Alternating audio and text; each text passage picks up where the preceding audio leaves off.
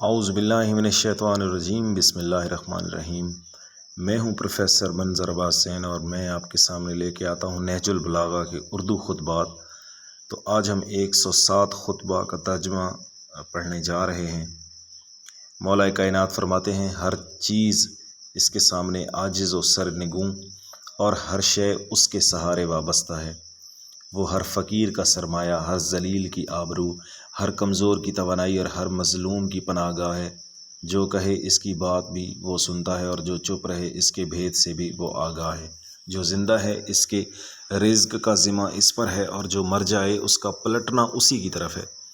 اے اللہ، آنکھوں نے تجھے دیکھا نہیں کہ تیری خبر دے سکیں، بلکہ تو اس وصف کرنے والی مخلوق سے پہلے موجود تھا۔ تو نے تنہائی کی وحشتوں سے اکتا کر مخلوق کو پیدا نہیں کیا اور نہ اپنے کسی فائدے کے پیش نظر ان سے اعمال کرائے۔ جسے تو گرفت میں لانا چاہے وہ تجھ سے آگے بڑھ کر جا نہیں سکتا، اور جسے تو نے گرفت میں لے لیا پھر وہ نکل نہیں سکتا۔ جو تیری مخالفت کرتا ہے ایسا نہیں کہ وہ تیری فرما نروائی کو نقصان پہنچائے، اور جو تیری اطاعت کرتا ہے وہ تیرے ملک کی وسعتوں کو بڑھا نہیں دیتا، اور جو تیری قضاء و قدر پر بگڑ اٹھے وہ تیرے امر کو رد نہیں کر سکتا، اور جو تیرے حکم سے منہ موڑ لے وہ تجھ سے بے نیاز نہیں ہو سکتا۔ ہر چھپی ہوئی چیز تیرے لیے ظاہر اور ہر غیب تیرے سامنے بے نقاب ہے۔ تو ابدی ہے جس کی کوئی حد نہیں، اور تو ہی سب کی منزل و منتہا ہے کہ جس سے کوئی گریز کی راہ نہیں، اور تو ہی وعدہ گاہ ہے کہ تجھ سے چھٹکارا پانے کی کوئی جگہ نہیں، مگر تیری ہی ذات ہر راہ چلنے والا تیرے قبضہ میں ہے، اور ہر ذی روح کی بازگشت تیری طرف ہے۔ سبحان اللہ، یہ تیری کائنات جو ہم دیکھ رہے ہیں کتنی عظیم و شان ہے، اور تیری قدرت کے سامنے ان کی عظمت کتنی کم ہے، اور یہ تیری بادشاہت جو ہماری نظروں کے سامنے ہے کتنی پرشکوہ ہے، لیکن تیری اس سلطنت کے مقابلہ میں جو ہماری نگاہوں سے اوجھل ہے کتنی حقیر ہے، اور دنیا میں یہ تیری نعمتیں کتنی کامل و ہماگیر ہیں، مگر آخرت کی نعمتوں کے سامنے وہ کتنی مختصر ہیں۔ تو نے فرشتوں کو آسمانوں میں بسایا اور انہیں زمین کی سطح سے بلند رکھا۔ وہ سب مخلوق سے زیادہ تیری معرفت رکھتے ہیں، اور سب سے زیادہ تجھ سے ڈرتے ہیں،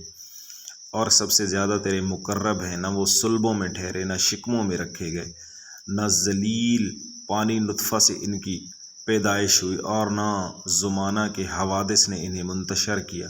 وہ تیرے قرب میں اپنے مقام و منزلت کی بلندی اور تیرے بارے میں خیالات کی یکسوئی اور تیری عبادت کی فراوانی اور تیرے احکام میں عدم غفلت کے باوجود اگر تیرے راز ہائے قدرت کی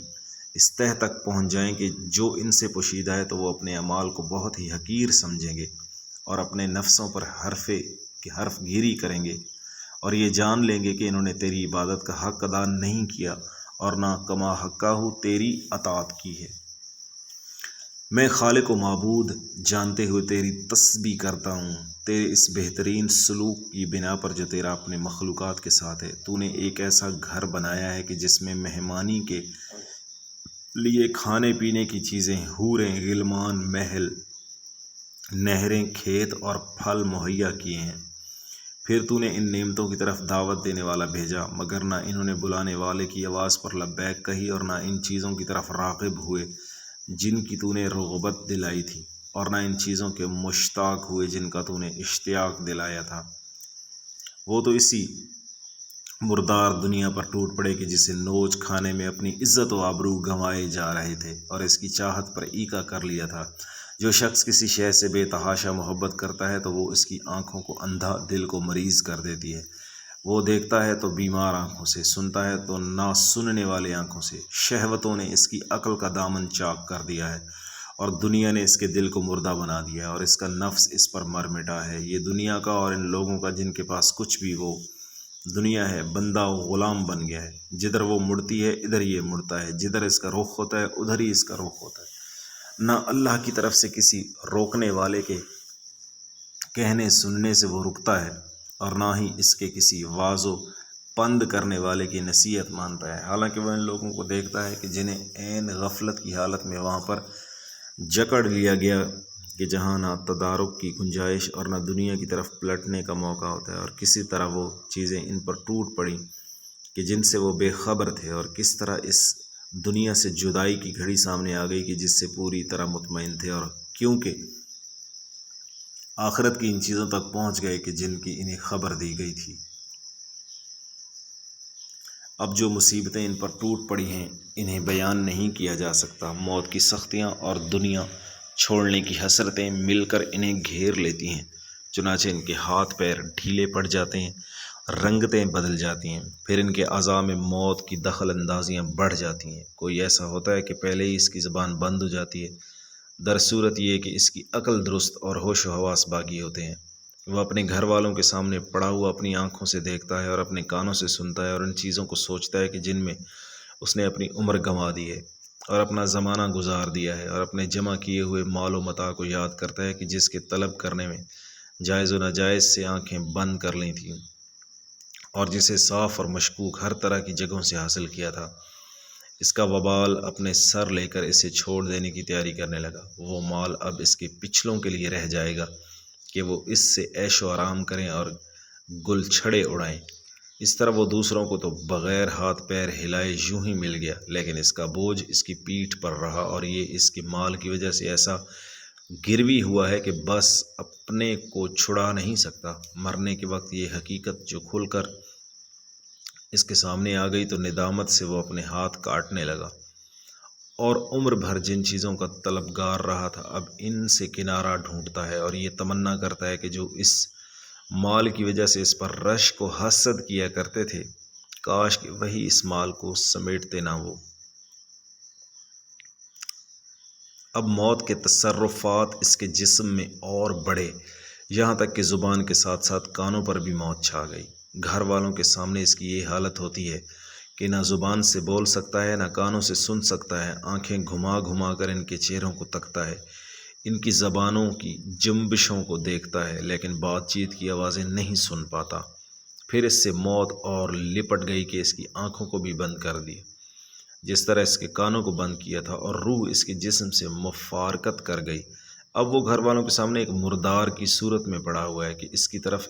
سے انہیں وحشت ہوتی ہے اور اس کے پاس پھٹکنے سے دور بھاگتے ہیں۔ وہ نہ رونے والے کی کچھ مدد کر سکتا ہے، نہ پکارنے والے کو جواب دے سکتا ہے۔ پھر اسے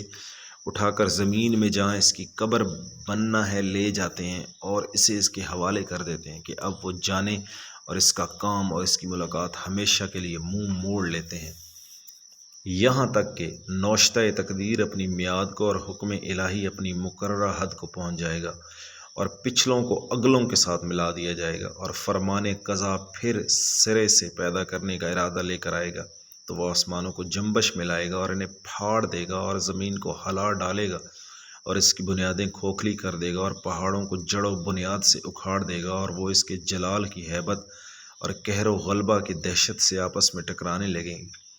وہ زمین کے اندر سے سب کو نکالے گا، اور انہیں سڑ گل جانے کے بعد پھر از سر نو تر و تازہ کرے گا، اور متفرق کو پراگندہ ہونے کے بعد پھر یکجا کر دے گا۔ پھر ان کے چھپے ہوئے اعمال اور پوشیدہ کارگزاریوں کے متعلق پوچھ گچھ کرنے کے لیے انہیں جدا جدا کرے گا، اور انہیں دو حصوں میں بانٹ دے گا، ایک کو وہ انعام و اکرام دے گا اور ایک سے انتقام لے گا۔ جو فرما بردار تھے انہیں جزا دے گا، اور وہ اس کے جوار رحمت میں رہیں، اور اپنے گھر میں انہیں ہمیشہ کے لیے ٹھہرا دے گا، جہاں اترنے والے پھر کوچ نہیں کیا کرتے، اور نہ ان کے حالات عدلتے بدلتے رہتے ہیں، اور نہ انہیں گھڑی گھڑی خوف ستاتا ہے، نہ بیماریاں ان پر آتی ہیں، نہ انہیں خطرات درپیش ہوتے ہیں، نہ انہیں سفر ایک جگہ سے دوسری جگہ لیے پھرتے ہیں۔ اور جو نافرمان ہوں گے انہیں ایک برے گھر میں پھینکے گا، اور ان کے ہاتھ گردن سے کس کر باندھ دے گا، اور ان کی پیشانیوں پر لٹکنے والے بالوں کو قدموں سے جکڑ دے گا، اور انہیں تارکول کی قمیض اور آگ سے قطع کیے ہوئے کپڑے پہنائے گا، یعنی ان پر تیل چھڑک کر آگ میں جھونک دے گا۔ وہ ایسے عذاب میں ہوں گے کہ جس کی تپش بڑی سخت ہوگی، اور ایسی جگہ میں ہوں گے کہ جہاں ان پر دروازے بند کر دیے جائیں گے، اور ایسی آگ میں ہوں گے کہ جس میں تیز شرارے، بھڑکنے کی آوازیں، اٹھتی ہوئی لپیٹیں اور ہولناک چیخیں ہوں گی۔ اس میں ٹھہرنے والا نکل نہ سکے گا، اور نہ ہی اس کے قیدیوں کو فدیہ دے کر چھڑایا جا سکتا ہے، اور نہ ہی ان کی بیڑیاں ٹوٹ سکتی ہیں۔ اس گھر میں کی کوئی مدت مقرر نہیں کہ اس کے بعد مٹا جائے، نہ رہنے والوں کے لیے کوئی مقررہ میعاد ہے کہ وہ پوری ہو جائے تو پھر چھوڑ دیے جائیں گے۔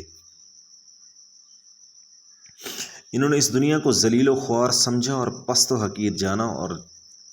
جانتے تھے کہ اللہ نے ان کی شان کو بالا تر سمجھتے ہوئے دنیا کا رخ ان سے موڑا ہے، اور اسے گھٹیا سمجھتے ہوئے دوسروں کے لیے اس کا دامن پھیلا دیا ہے۔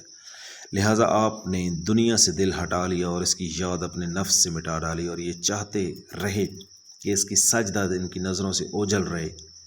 کہ نہ اس سے عمدہ لباس حاصل کریں اور نہ اس میں قیام کی آس لگائیں۔ انہوں نے عذر تمام کرتے ہوئے اپنے پروردگار کا پیغام پہنچا دیا